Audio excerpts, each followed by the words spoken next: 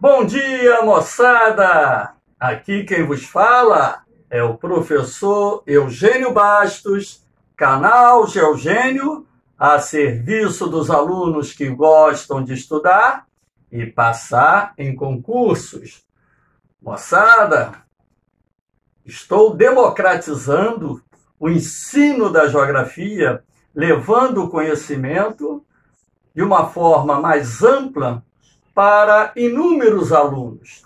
Fortaleçam o canal, se inscrevam no canal, dê aquele like e compartilhe as nossas aulas que estão sendo gravadas no canal Geogênio. Valeu, moçada!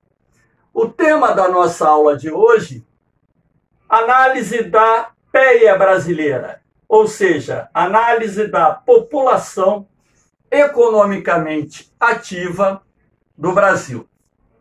O que seria a população economicamente ativa?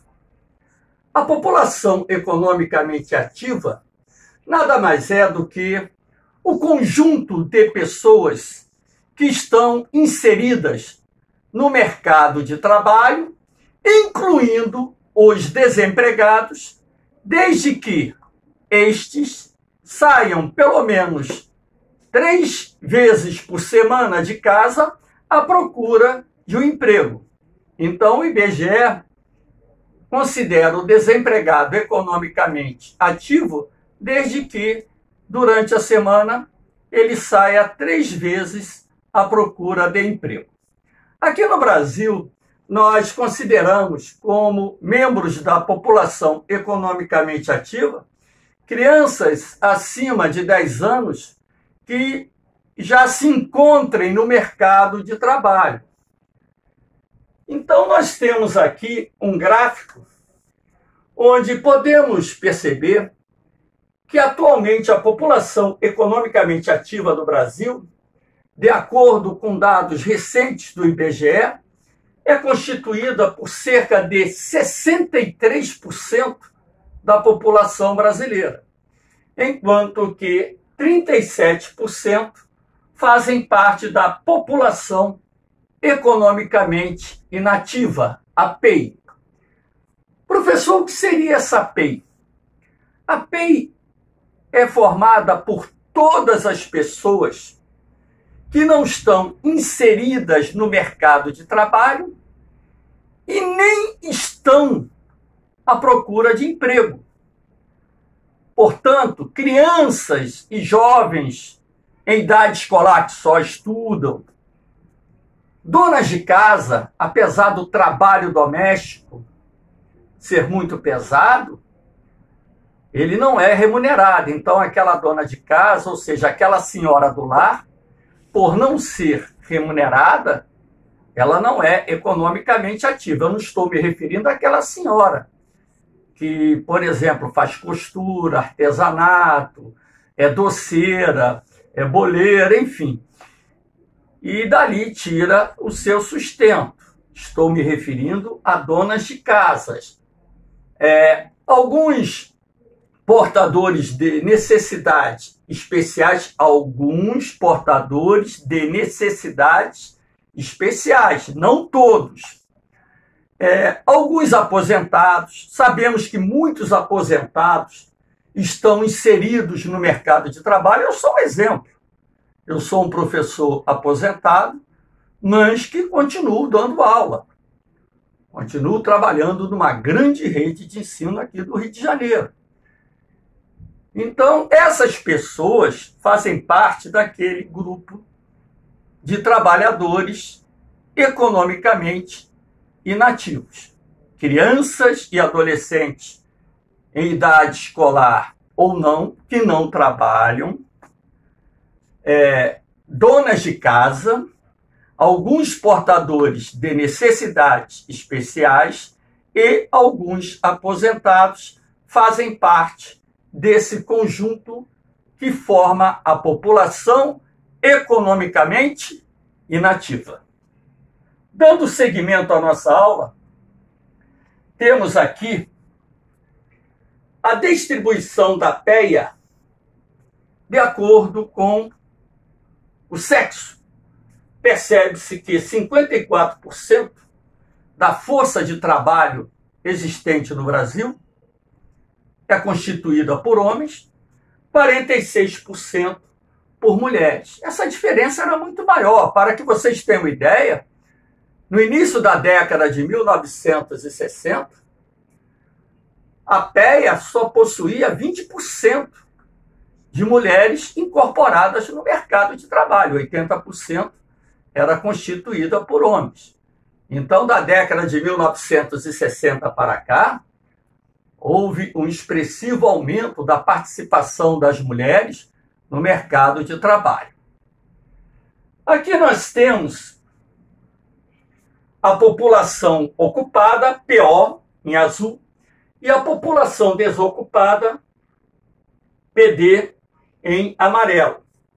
Então vocês podem perceber que a população desocupada é quase igual à população ocupada.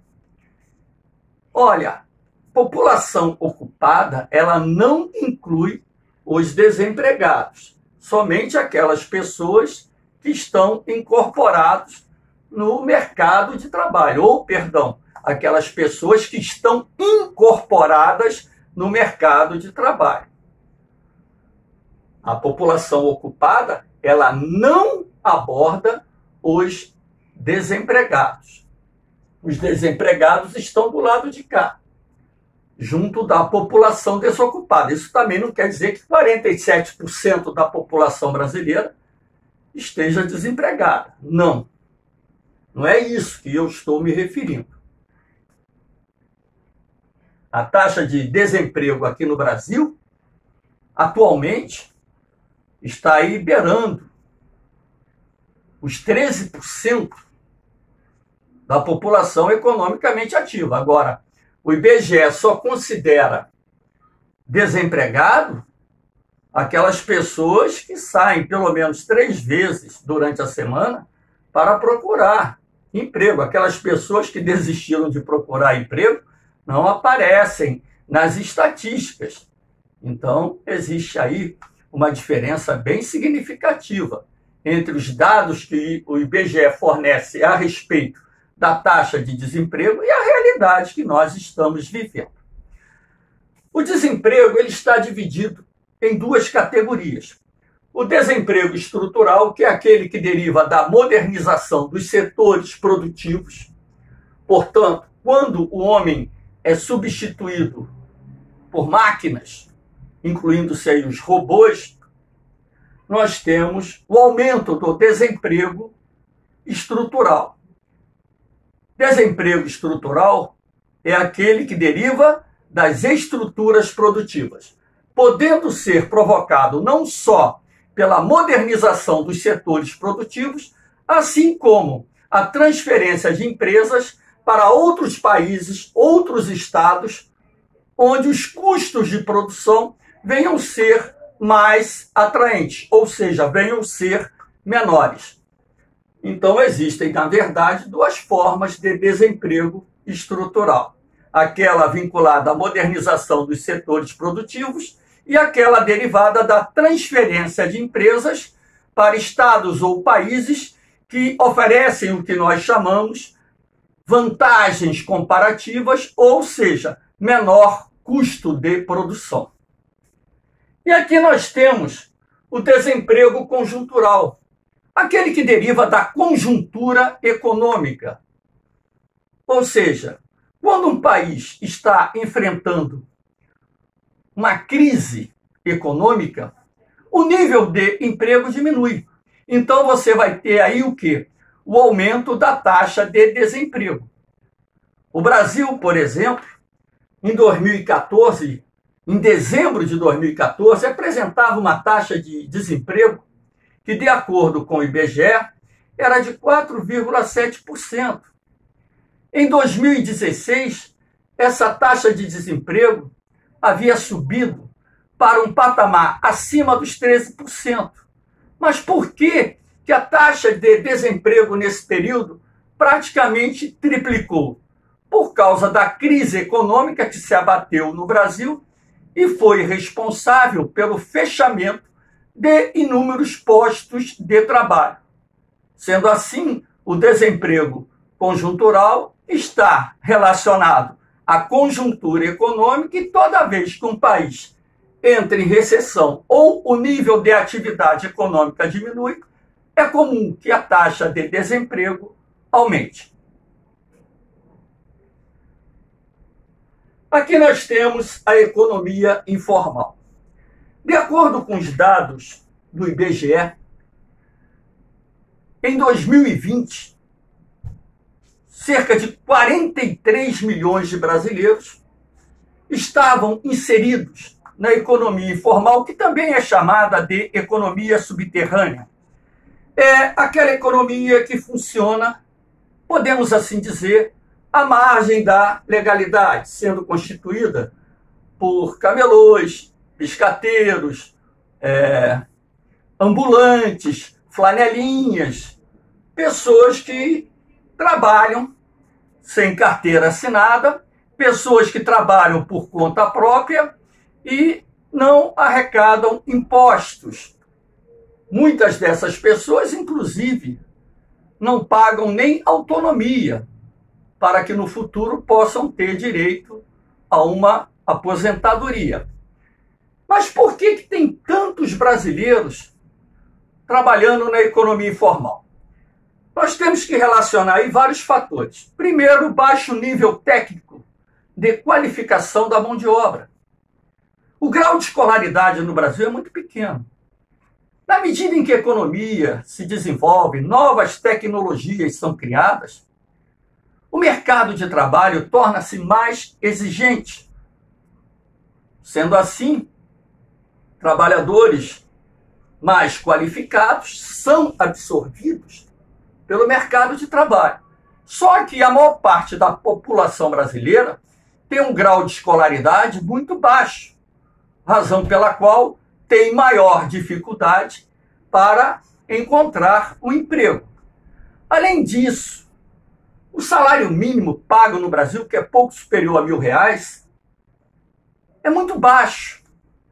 Então, muitas pessoas não querem trabalhar 8 horas por dia, se sujeitando a ganhar um salário mínimo que não dá nem para pagar um aluguel, muitas vezes numa comunidade carente, dependendo, logicamente, da sua localização e do tipo de moradia.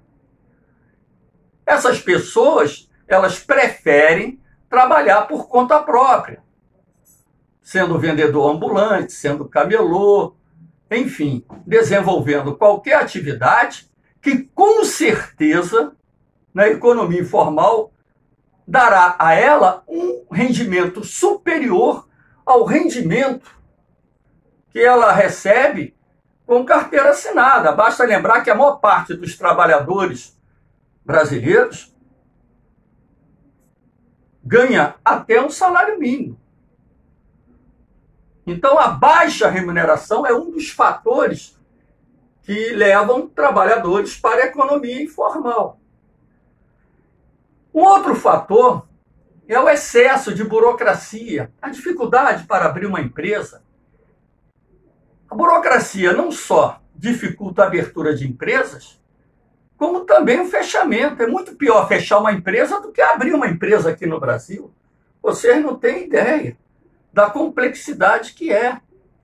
Os encargos trabalhistas são muito altos. A carga tributária no Brasil é muito elevada. E, por essa razão, muitos trabalhadores são contratados também sem carteira assinada.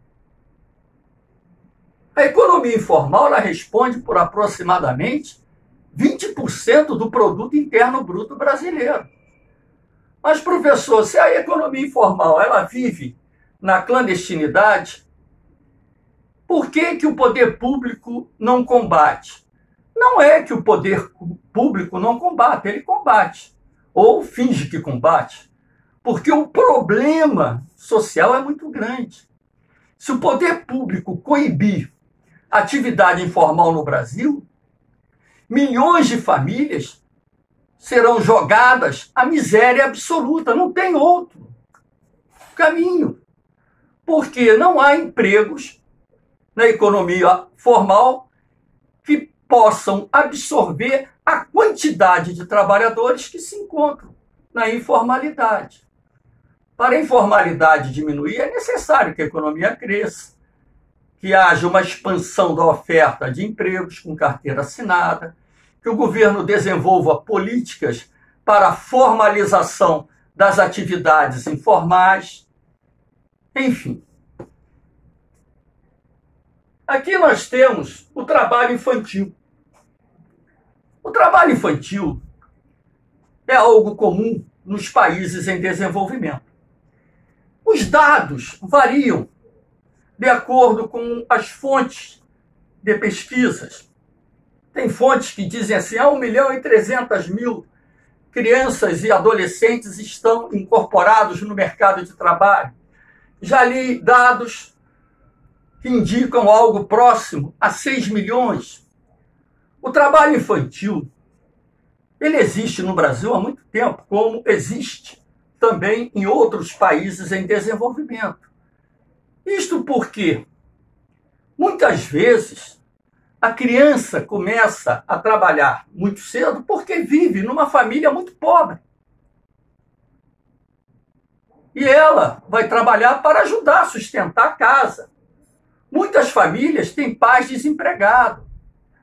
Muitas famílias têm pais separados, com mãe desempregada. Então a criança ela vai trabalhar para ajudar a manter a casa, pelo menos naquilo que é básico, a alimentação.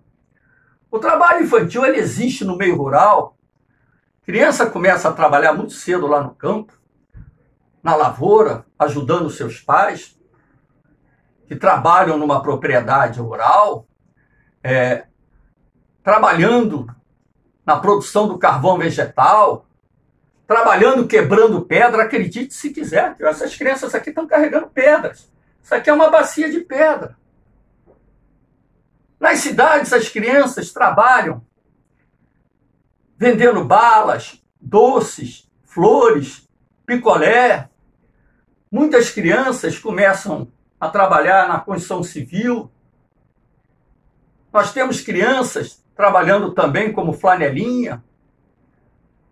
Temos crianças trabalhando como empregadas domésticas, babás, principalmente como empregadas domésticas, e por aí vai.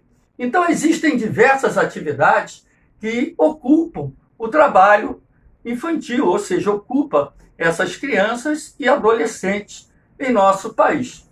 Agora, o que o governo tem feito para combater o trabalho infantil? Bom, o governo, ele tem agido da seguinte forma.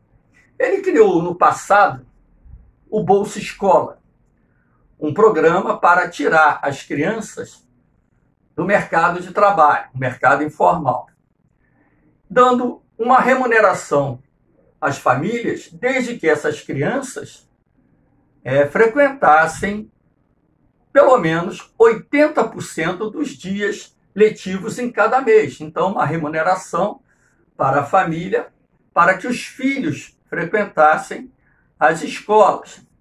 Posteriormente, o Bolsa Escola foi incorporado ao Bolsa Família, que mantém essa remuneração, essa ajuda de custo a famílias pobres, na condição das crianças e adolescentes estarem frequentando escolas. O governo, ele criou políticas afirmativas também com o objetivo de reduzir o percentual do trabalho infantil. E o Brasil assinou um acordo com a Organização Internacional do Trabalho, no qual ele se compromete a erradicar o trabalho infantil. O programa de erradicação do trabalho infantil está sendo colocado em prática no Brasil há muitos anos. Agora, mas, professor, o trabalho infantil é tão ruim assim?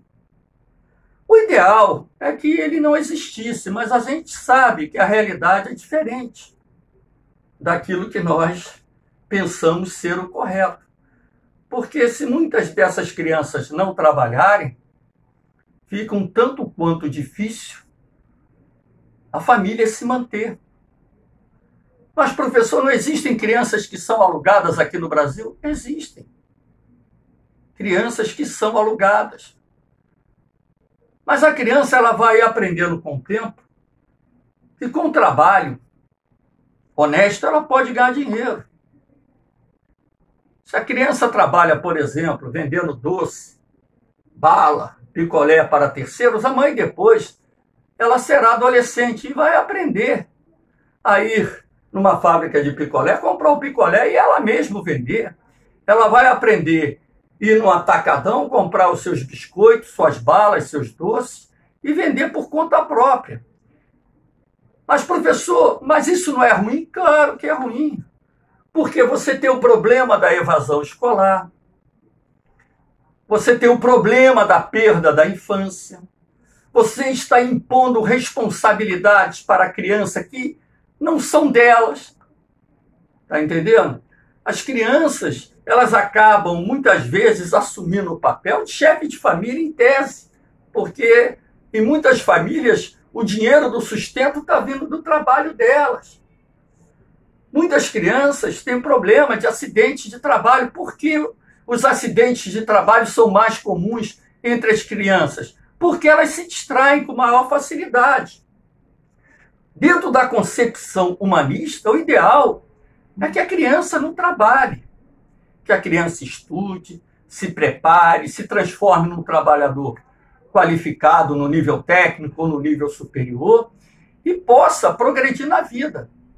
Mas a gente sabe que a realidade não é bem assim. No mundo, as coisas acontecem não como a gente quer que aconteça.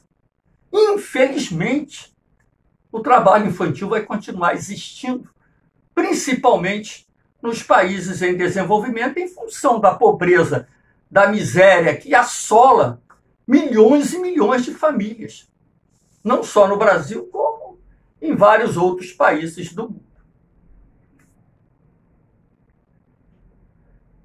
Aqui nós temos o trabalho feminino. A participação das mulheres no mercado de trabalho vem crescendo no Brasil. E esse crescimento tem sido verificado principalmente a partir da década de 1960.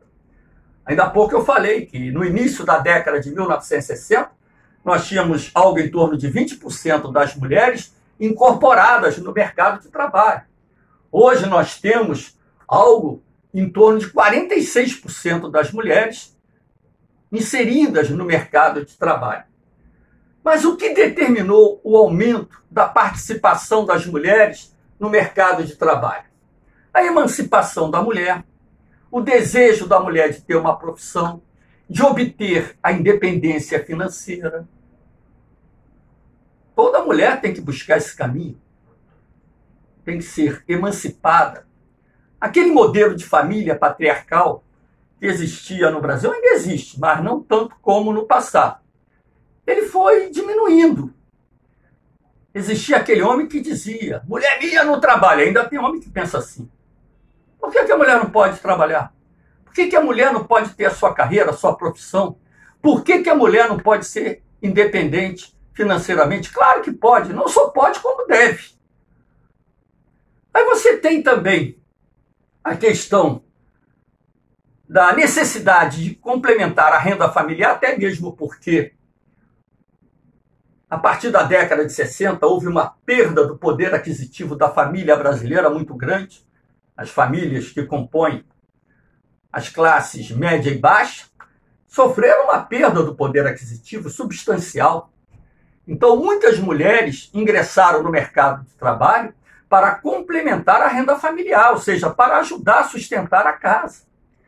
Outras tantas ingressaram no mercado de trabalho por causa das separações conjugais.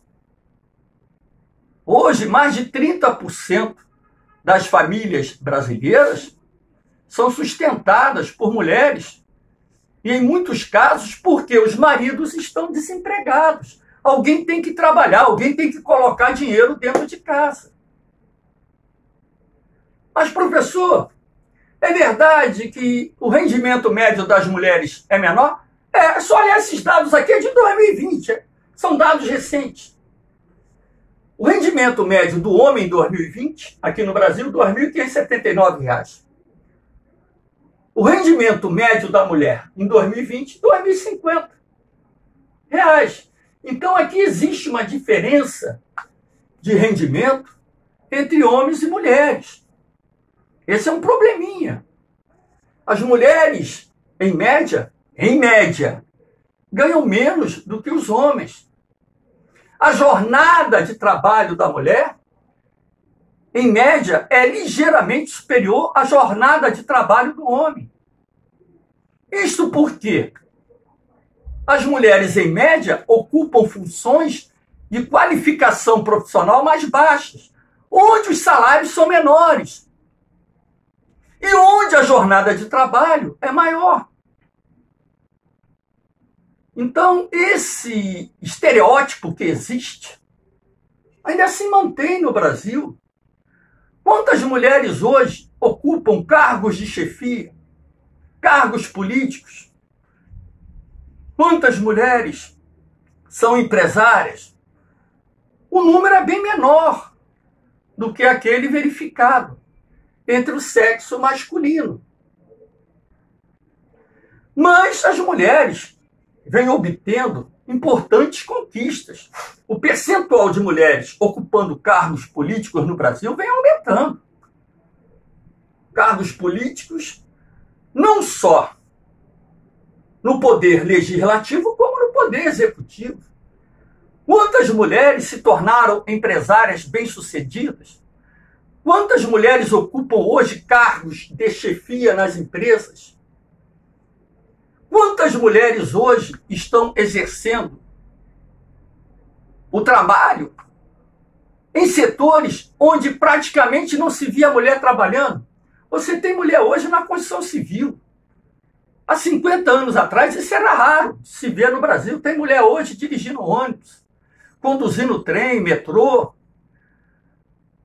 As mulheres estão ocupando as funções que no passado eram exclusivamente ocupadas pelos homens. Isso porque as mulheres têm essa capacidade. Por que a mulher não pode exercer determinadas funções? Claro que pode. E nós temos que apoiar e torcer para que esses estereótipos que ainda existem no Brasil desapareçam de uma vez por todas. Ok? Então, moçada, espero que tenham gostado da aula. Compartilhem o vídeo, se inscrevam no canal, dê aquele likezinho, porque o canal Geogênio é esse, que tem por objetivo ajudar os alunos que gostam de estudar a passar em concurso. É a democratização do ensino na sua essência básica. Eu não estou ganhando R$1 para fazer esse trabalho.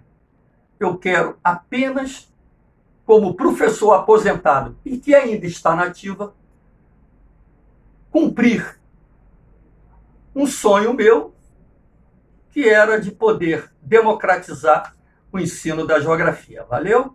Um beijão no coração de vocês. Fiquem com Deus.